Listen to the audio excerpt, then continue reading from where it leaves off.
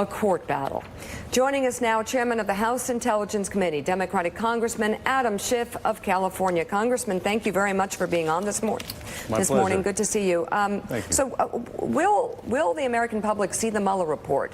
When is that going to happen, and how will it happen?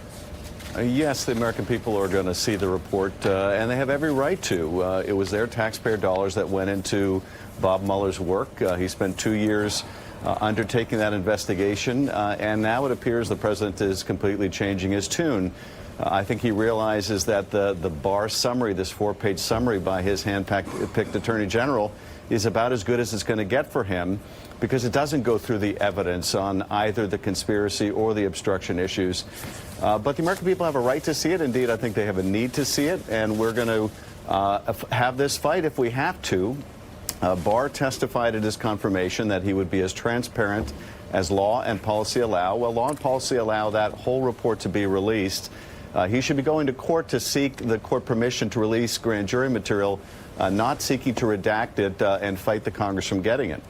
Mr. Chairman, it's Willie Geist. Good to see you this morning. So I think we all at this table as journalists agree we'd like to see the full report as well and be able to sift through it and see what evidence is in there and what evidence may not be in there.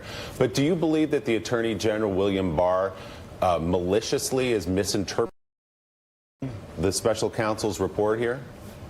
Look, I don't think that he has misrepresented the ultimate conclusions in the report, although he's a very careful lawyer, and we won't know until we get that report just what those conclusions mean. What were the elements of proof that Bob Mueller couldn't find? Was it an issue of whether they were conspiring with the Russian government as opposed to Russian individuals, or was there insufficient proof of an actual implicit or tacit agreement? How does the special counsel explain all of those interactions between the Trump campaign and the Russians? And perhaps most important, on the obstruction charge, did Mueller intend for this attorney general who applied for the job by talking about how bogus the obstruction case was? Did Mueller really intend for him to be the decision maker, or did he intend that to go to the Congress as in Watergate? So these questions and much more will be before us until we see, but I don't think that he affirmatively is trying to misrepresent, but I do think that we are seeing the most positive interpretation that this hand-picked attorney general could give. But do you accept the fundamental conclusion in that 4-page letter that there was no collusion between the Trump campaign and Russians? I accept Mueller's conclusion, and I assume Barr wouldn't misrepresent this, that he could not prove beyond a reasonable doubt the crime of conspiracy. But as I've said all along, there's plenty of evidence of collusion and corrupt commingling of work between the Trump campaign and the Russians. But I fully accept as a prosecutor that he couldn't prove beyond a reasonable doubt that crime. And as you know, because I've made this distinction on your show, I've always said, well, there was ample evidence of collusion in the public record. Right. Whether Bob Mueller could prove the crime of conspiracy beyond a reasonable doubt would be up to him, and I would accept his judgment, and I do. Well, you're right. You've said on this show and others that there is direct evidence of collusion. Are you wrong about that now that you've seen the summary of the Special Counsel's report?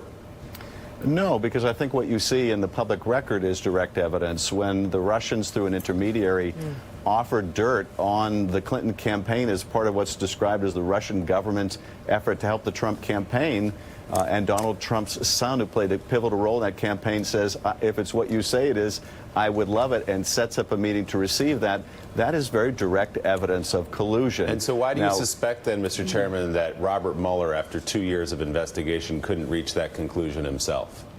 Well, we won't know until we get the report. But even looking at that fact pattern, Mueller could conclude that the Trump campaign didn't know that this was in fact the Russian government, even though it was portrayed as the Russian government, or that the dirt they got during that meeting wasn't sufficient to prove beyond a reasonable doubt conspiracy, or these other interactions with other Russians, with Kilimnik, believed to be linked to Russian intelligence, the offer of polling data, that maybe there wasn't a sufficient link that could be proven beyond reasonable doubt between Kilimnik and the Russian government. We simply won't know until we see the report.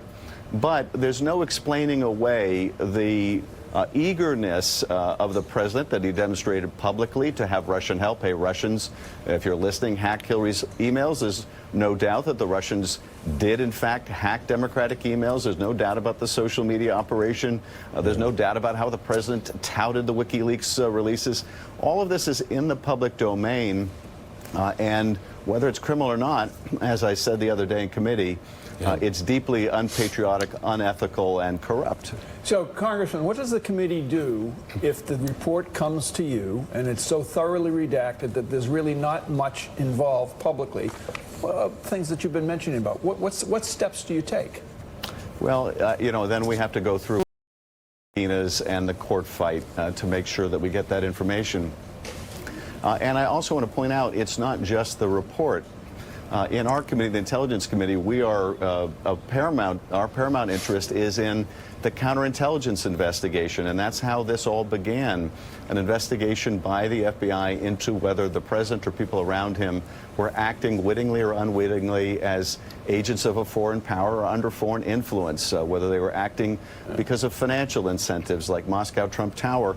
That may not even be part of this report, but that may have the most impact in terms of our national security going forward. Are you going to call Bob Mueller to testify? I think it's inevitable Bob Mueller is going to have to testify before Congress. I would think that he will probably be needed before more than one committee. We'll have an interest in his testimony or others on the issue of the counterintelligence findings.